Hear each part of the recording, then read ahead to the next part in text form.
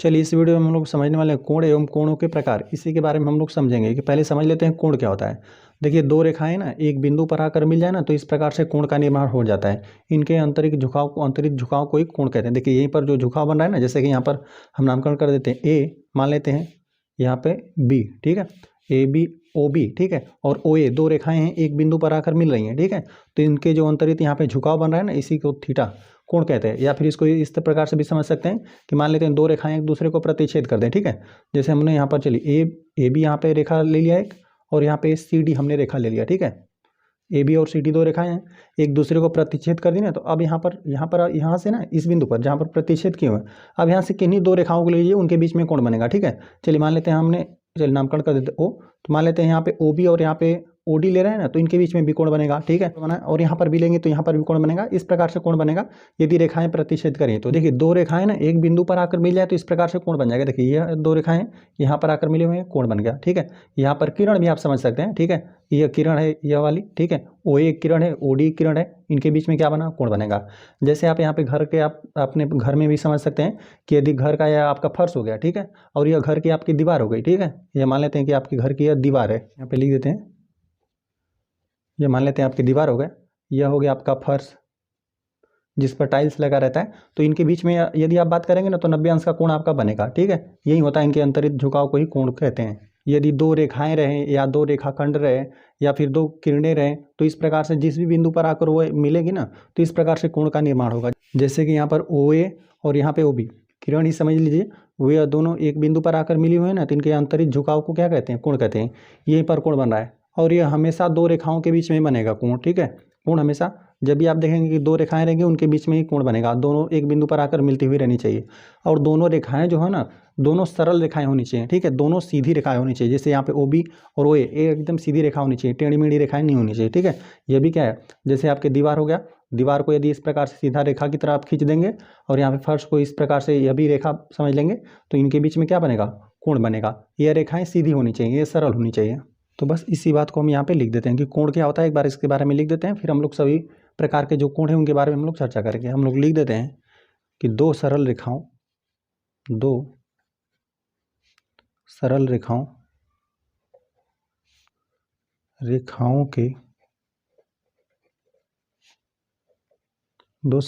के एक बिंदु पर मिल जाने से कोण बनता है, ठीक है। कोण इंग्लिश में बोला रहेगा तो एंगल बोल देंगे, एंगल बनता है। यहाँ पे इस चित्र की चर्चा कर लेते हैं। इसी चित्र में हम लोग, चलिए इसका फर्स्ट ही नामकरण कर देते हैं। इसी चित्र में हम बता दे रहे हैं, एग्जाम्पल के लिए लिख देते हैं चित्र, पहले चित्र की हम बात करें में ओ ए तथा ओ बी के मिलान बिंदु ओ पर, यही है ना, यहाँ पे ओ बी और ओ ए और ओ बी कहाँ पर मिल रहे हैं, ओ पर ही मिल रहे हैं। यहाँ पे ओ ए तथा ओ बी के मिलान बिंदु ओ पर अंतरित झुकाव यही जो है थीटा, यहाँ पर लिख देते हैं पर अंतरित झुकाव जो थीटा है कोण कहलाता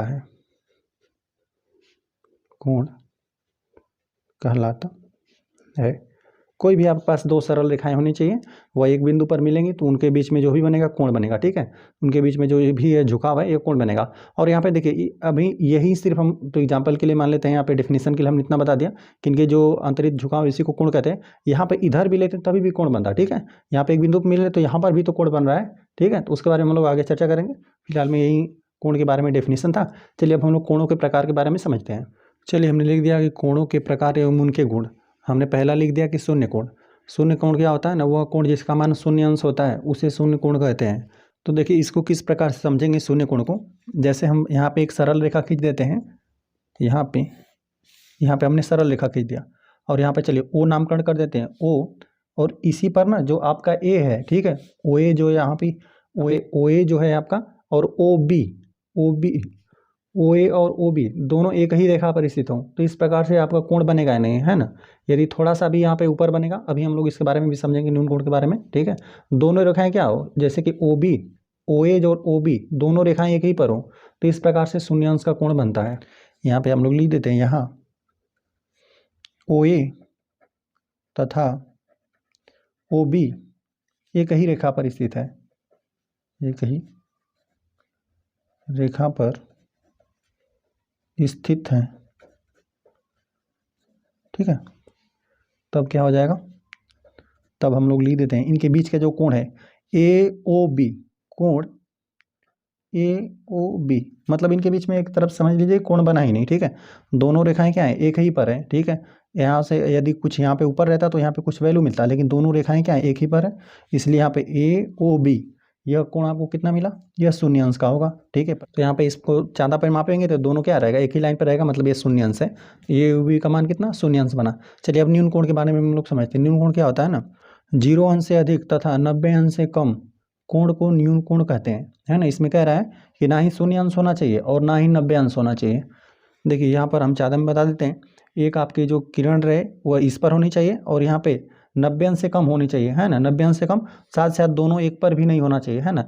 इसमें से यह हो सकता है 5 अंश, 10 अंश, 20 अंश, यहाँ पे 50 अंश, 60 अंश, 70 अंश, लेकिन 90 अंश नहीं होना चाहिए। 90 अंश एकदम नहीं होना चाहिए और ना ही 0 अंश होना चाहिए एकदम, ठीक है। मतलब एकदम 0 अंश भी नहीं हो, 90 अंश रहेगा तो उसको समकोण कहते हैं और 0 अंश रहता है तो उसे शून्य कोण कहते हैं। इन दोनों के बीच ही आपको लेना है, ठीक है। तो चलिए यहाँ पर हम लोग दो रेखाएं खींचकर हम लोग कोण बना देते हैं, ठीक है। इसी प्रकार से हम लोग खींच देते हैं, यहाँ पर हम लोग लिख देते हैं।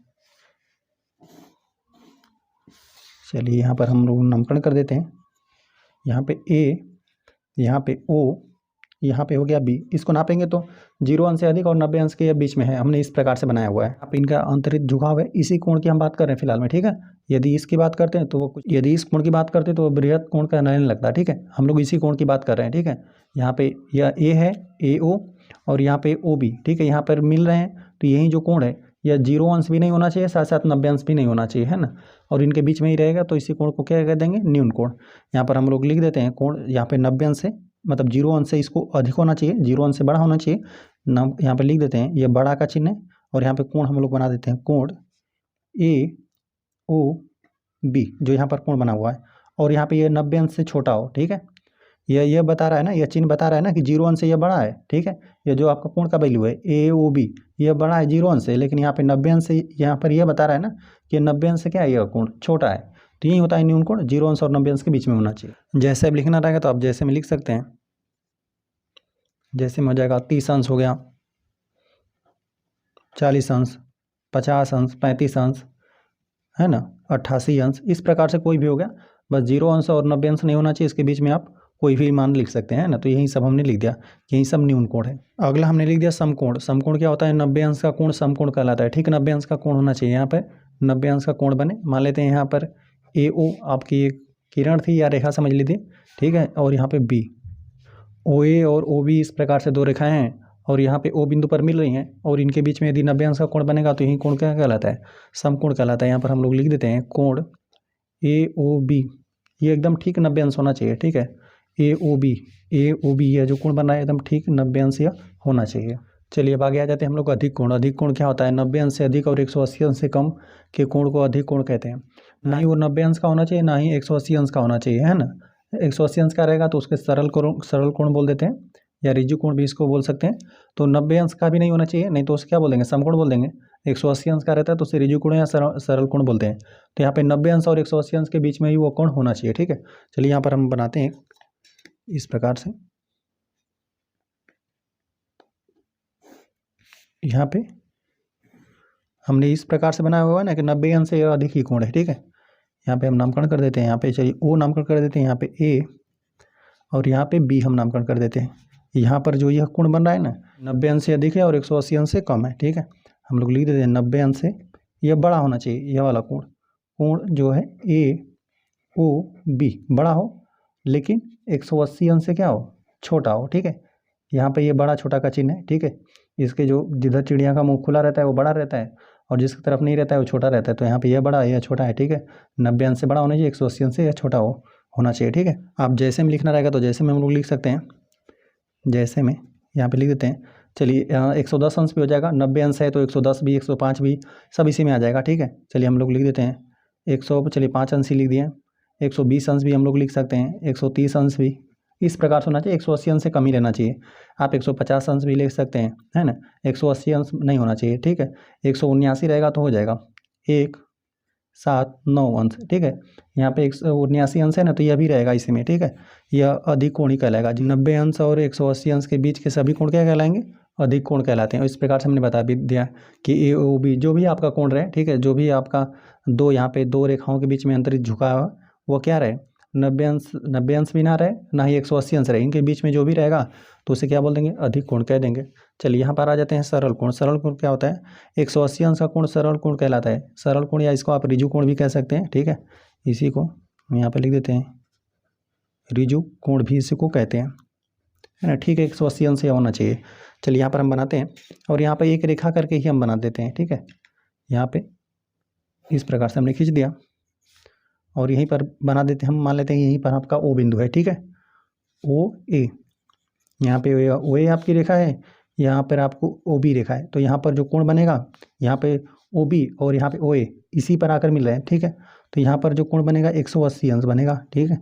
इसी को क्या कहते हैं? ऋजु कोण या सरल कोण कहते हैं। यहाँ पर हम लिख देते हैं कोण ए ओ बी। यहाँ पर कोण जो होना चाहिए, ठीक, 180 अंश होना चाहिए। जो 180 अंश रहता है वो एकदम सरल रेखा ही रहता है, ठीक है। इसी पर यहाँ पर आपकी दोनों किरणें क्या रहती है? एक ही रेखा पर ही रहती हैं, एक ही लाइन पर। ओ बी और यहाँ पे ओ ए, यह एक सीधी रेखा में ही आपको मिलेंगे, ठीक है। इसलिए हमने एक रेखा खींचकर ही बना दिया। यहाँ पर बन रहा है 180 अंश का कोण। आगे आ जाते हैं हम लोग बृहद कोण। बृहद कोण क्या होता है ना, 180 अंश भी नहीं होना चाहिए, ना ही 360 अंश होना चाहिए। इसके बीच में जो भी कोण रहेंगे सब बृहद कोण कहलाएंगे, ठीक है। 180 अंश से अधिक और 360 अंश से कम के कोण को बृहद कोण कहते हैं। तो चलिए यहाँ पर इसको लिए हम बनाते हैं। यहाँ पर इस प्रकार से खींच देंगे और देखिए यह वाला कोण हम लोग नहीं लेंगे अब, है ना। यहाँ पर यह वाला हम लोग कोण लेंगे ना, यहाँ पर यह कोण लेते तो यह अधिक कोण हो जाता हम लोग का, है ना। हम लोग यह वाला कोण लेंगे जो यहाँ पे एक सीधी रेखा से भी अधिक हो, ठीक है। यदि डाट डाट करके बनाए तो यहाँ तक 180 अंश था, यहाँ से यहाँ तक, देखिए यहाँ से यहाँ तक 180 अंश रहेगा, लेकिन हमने उससे भी अधिक बना दिया, ठीक है, यहाँ से यहाँ तक, ठीक है। तो यहाँ पर चलिए ओ नामकरण कर देते हैं और यहाँ पे ए नामकरण कर देते हैं, यहाँ पे बी।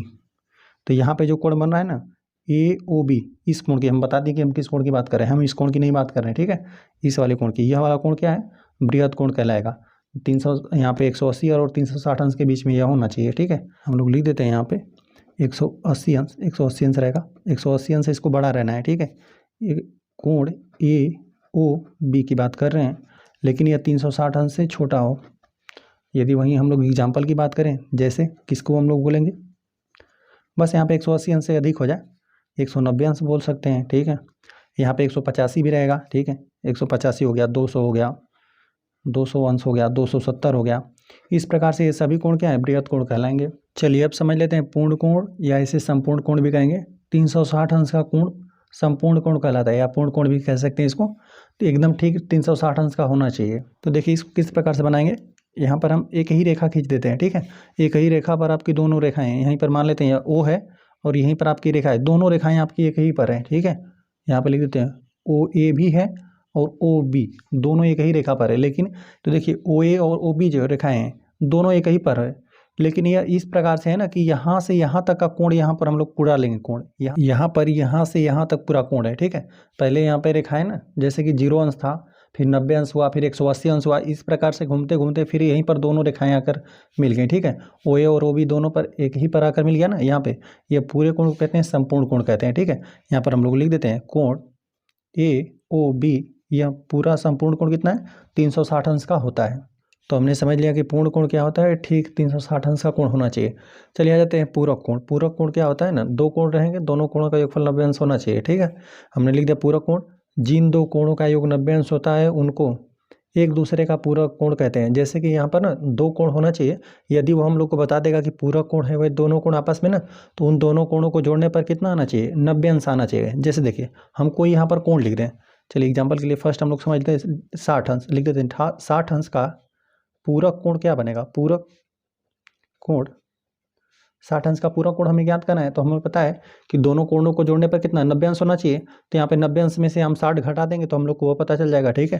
तो यहाँ पे लिख दे 60 अंश का पूरा कोण, 90 अंश में से हम लोग को क्या करना पड़ेगा, 60 को घटा देंगे। तो इस प्रकार से हम लोग को पता चल गया कि दूसरा हम लोग का पूरा कोण क्या है, 30 अंश है, ठीक है। इन्हीं दोनों को हम लोग जोड़ देंगे, यहाँ पे 60 अंश और यहाँ पे 30 अंश, तो इन दोनों को जोड़ने पर क्या हो जाएगा, 90 अंश हो जाएगा। चलिए एक और एग्जाम्पल लेते हैं हम लोग सेकेंड। चलिए हम बताते हैं 45 अंश का पूरक कोण। तो यहाँ पर क्या करना पड़ेगा, 90 अंश में से ही आपको घटाना पड़ेगा। हम लोग को इतना पता है कि दोनों को जोड़ने पर कितना आना चाहिए, 90 अंश। तो यहाँ पे 45 ये हो गया, तो 90 में से 45 घटाकर आप दूसरा पूरक कोण आप ज्ञात कर सकते हैं। तो यहाँ पे 90 में से हम लोग क्या करते हैं, 45 घटा देते हैं, 45 दूना ही 90 होता है, तो घटाएंगे तो यहाँ पे 45 ही बचेगा। तो 45 अंश का पूरक कोण कितना होता है, 45 अंश ही होता है।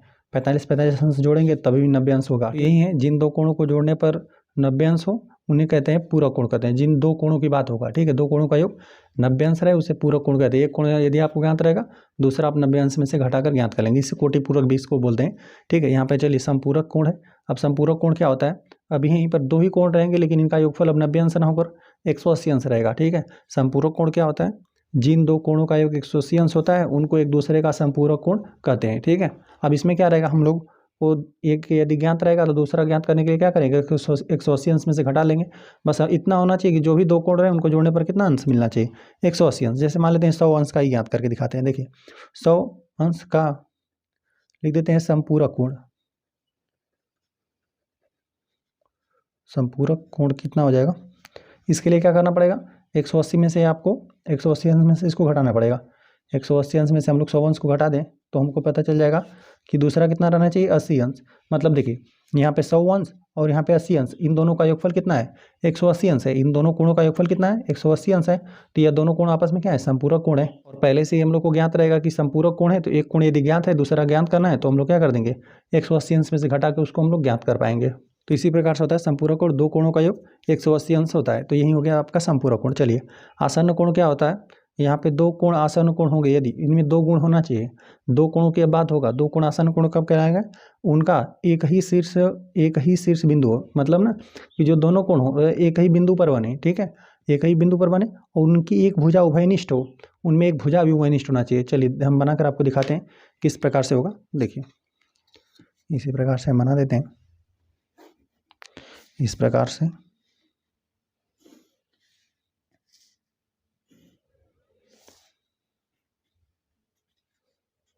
ठीक है, यहाँ पर ओ पर कोण बन रहा है, चलिए नामकरण कर देते हैं ए, यहाँ पे बी, यहाँ पे हमने सी नामकरण कर दिया। तो देख रहे हैं कि इस प्रकार से दो कोण आपको दिख रहे होंगे, ठीक है। दो कोण आसन्न कोण होंगे यदि उनकी एक शीर्ष उभयनिष्ठ हो, यह कोण आपस में आसन्न कोण कहलाएंगे। देखिए यह वाला कोण और यह वाला कोण, दोनों कोण आप देख रहे हैं कि ओ पर ही बन रहे हैं, ठीक है। ओ को ही लेकर ए ओ बी भी बन रहा है और यहाँ पे बी ओ सी यह भी बन रहा है, ठीक है। यह दोनों के शीर्ष कहाँ है, एक ही बिंदु ओ पर है, ठीक है। और साथ साथ उनकी एक भुजा उभयनिष्ठ है। जो यहाँ पे ओ बी भुजा है ना, ओ बी भुजा का इस्तेमाल करके यह वाला कोण भी बन रहा है और ओ बी भुजा का इस्तेमाल करके यह वाला भी कोण बन रहा है, ठीक है। तो इस प्रकार दो कोण आपस में जुड़े होने चाहिए। और किस प्रकार से होगा कि यहाँ पे दोनों कोणों का जो दोनों कोण बन रहे हैं, ए ओ बी यह वाला कोण बना तो इसी शीर्ष पे बन रहा है, इसी बिंदु पे बन रहा है, ठीक है। और जो यहाँ पे बी ओ सी है यह भी इसी बिंदु पर ही कोण बन रहा है ना। साथ साथ यहाँ पे उनमें एक भुजा भी उभयनिष्ठ होना चाहिए। उभयनिष्ठ का मतलब जो यहाँ पे यह वाला कोण है, दोनों कोण बनाने में उसी भुजा का इस्तेमाल करें, ठीक है। एक भुजा का इस्तेमाल करें दोनों कोण आपस में बनाने में, ठीक है। तो यह वाला जब कोण बन रहा है तो इसी भुजा का ओ बी का भी इस्तेमाल करके यह वाला कोण बन रहा है, ए ओ बी। और जब यहाँ पर यह वाला कोण बन रहा है तभी भी इस वाले भुजा का इस्तेमाल करके यह बन रहा है, ठीक है। तो यहाँ पर बी ओ सी, यहाँ पे यह वाला कोण, यहाँ पर हम लोग लिख देते हैं चित्र में ए ओ बी, कोण ए ओ बी तथा कोण बी ओ सी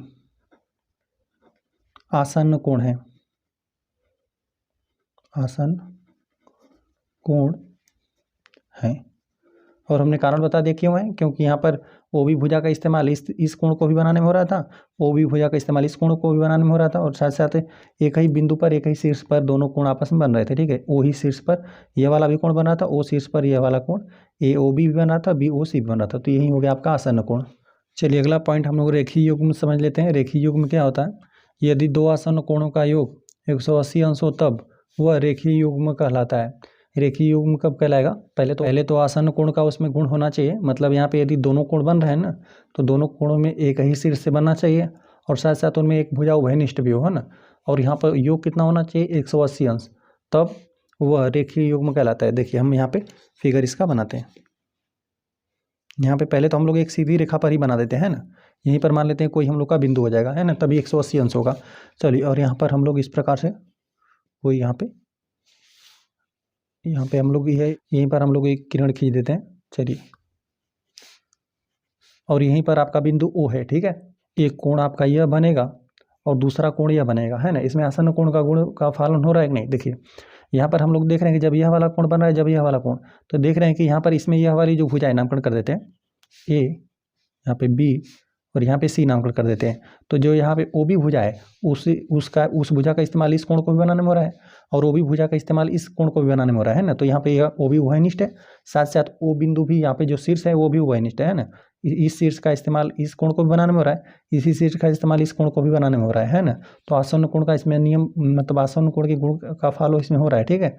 और यहाँ पे 180 अंश हो, मतलब 180 अंश यहाँ पे हमने सीधी रेखा पर ही बनाया, तो यहाँ पे इन दोनों कोणों का योगफल कितना हो जाएगा 180 अंश हो जाएगा। तो जब दो आसन्न कोणों का योग 180 अंश हो तब वह रेखीय युग्म कहलाता है। यहाँ पर हम लोग लिख देते हैं दो आसन कोणों के इसमें सभी गुण हैं, ठीक है, एक ही शीर्ष पर बने हुए हैं, साथ साथ वो भी भुजा उभयनिष्ठ भी है इन दोनों कोणों की बात करें तो, ठीक है। और इनका कोण कितना होना चाहिए 180 अंश। तब इसको हम लोग क्या कर देंगे, ये दोनों कोण आपस में क्या है रेखीय युग्म कहलाता है। लिख देते हैं यहाँ पे कोण AOB तथा यह वाला कोण हमने लिखा AOB, यह वाला कोण, इस वाले कोण को भी लिखते हैं, तथा कोण BOC एक रेखीय युग्म है। जो दोनों कोण बन रहे हैं उनको बनने में यहाँ पे आसन्न कोण का भी गुण का फल हो रहा है और इन दोनों कोणों का योगफल देख रहे हैं कि यहाँ पर एक रेखा पर ही बना है, तो यहाँ पे जाहिर सी बात है इन दोनों कोणों का योगफल कितना हो जाएगा 180 अंश हो जाएगा। आसन्न कोणों का योग 180 अंश है, तब यह क्या कहलाएंगे एक रेखीय युग्म इसे बोल देंगे, ठीक है।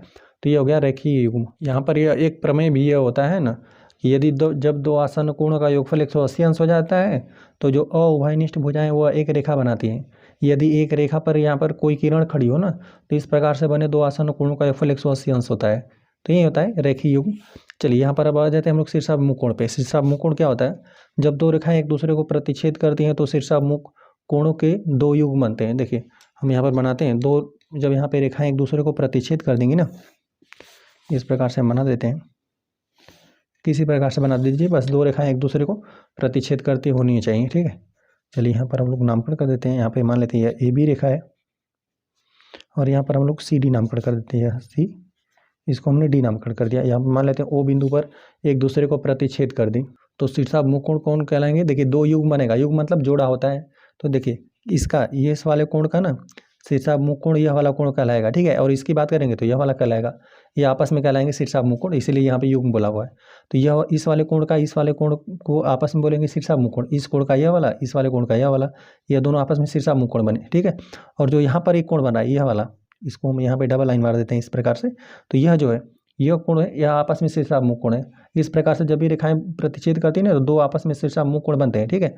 यहाँ पे दो युग्म बोला है, युग्म माने जोड़ा हो गया, इस वाले का यहाँ पे यह वाला कोण बनेगा, यह आपस में रहेंगे शीर्षाभिमुख कोण, यह वाला कोण इस कोण के और इस वाले कोण के यहाँ पे यह वाला कोण, ठीक है, यह वाला कोण का यह वाला। तो यहाँ पे ना शीर्षाभिमुख कोण आपस में बराबर भी होते हैं। जब भी दो रेखाएं एक दूसरे को प्रतिच्छेद कर देंगे ना तो आप नापेंगे इस वाले कोण को और इस वाले कोण को, तो यह दोनों कोण आपस में बराबर होते हैं, शीर्षाभिमुख कोण आपस में बराबर भी होते हैं। यह वाला कोण और यहाँ पे यह वाला कोण, इन दोनों कोणों को भी मापेंगे तो यह भी आपस में कोण बराबर ही होंगे। तो यहाँ पे इस चित्र में हम लोग लिख देते हैं, यहाँ पे कोण, यहाँ पे AOC नामकरण कर देते हैं इस कोण के लिए, यहाँ पे AO हमने C नामकरण कर दिया, कामा यहाँ पे C, चलिए यहाँ पे BOC नामकरण कर देते हैं, कोण BOC। और कौन शीर्षाभिमुख कोण और कौन दो युग्म है देखिए, और यह वाला कोण, इस वाले कोण को चलिए BOC नामकरण कर दे, इसको BOC, कोण BOC। और एक कोण है कौन यह वाला, इसका यहाँ पे शीर्षाभिमुख कोण यह है, AOC नामकरण कर देते हैं, कोण AOC कोणों के दो युग्म हैं। मतलब यही है, यह वाला कोण और यह वाला कोण मिलकर आपस में युग्म मतलब जोड़ा बना रहे हैं, और यह वाला कोण और यह वाला कोण मिलकर यह आपस में जोड़ा बना रहे हैं। यह इसका यही जो जोड़े आपस में बन रहे हैं, इस वाला का यह वाला जोड़ा ना, तो यही आपस में शीर्षा मुकोण है। ठीक है, यह वाला कोण इस वाले के हैं और यह वाला कोण इस वाले कोण के हैं। शीर्षा मुकोण आपस में बराबर भी होते हैं। ठीक है, चलिए ठीक है। तो इस प्रकार से हमने कोणों के बारे में समझा और उनके जो भी प्रकार थे उसके बारे में हमने समझ लिया। चलिए ठीक है, वीडियो पसंद आया तो वीडियो को लाइक कर दीजिए, चैनल पर नए हैं तो कृपया चैनल को सब्सक्राइब कर दीजिए।